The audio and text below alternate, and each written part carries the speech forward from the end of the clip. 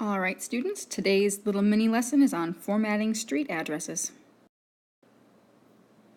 So when you go into IXL to do a skill and you really don't have a clue what you're doing, probably the best thing to do is just to go ahead and answer the first answer, which you'll probably get wrong, and it will bring up the remember portion where it really gives you a quick mini lesson about the topic you're using. So that's what we did right here, and we'll just go ahead and go through a few things together.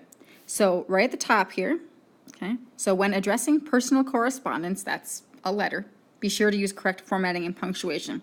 It gives you the example, but what's probably more helpful is this really specific detail. So on the first line, write the recipient's name.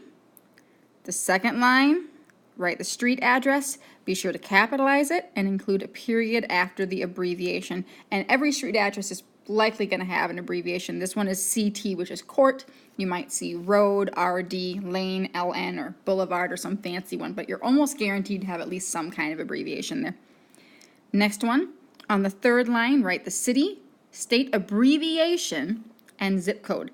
And you must be sure to capitalize the city and both letters of the state abbreviation and include a comma after the city. Now with the state abbreviation, the reason that might seem strange to you is you might receive letters that don't have that. We used to have state codes that had more than 2 letters in them and you didn't capitalize all of them, but now our codes are all 2 letters long and they're both capitalized.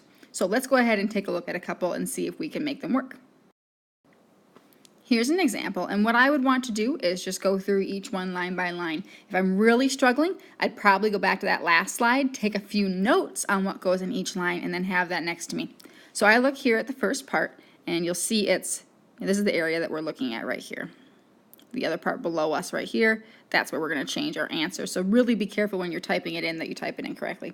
But so I have Eddie Ballard and Sophia Beck. I see both names are capitalized, but this and is not because we really never capitalize and.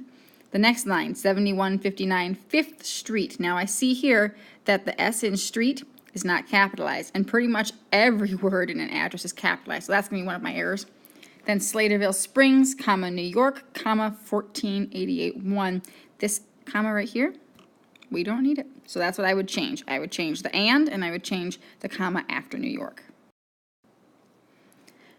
A second example here, so we see Carly Sutton, both names capitalized. 4494 Pine Avenue, both capitalized. The abbreviation has a period. Northrop, Minnesota, comma, 56075.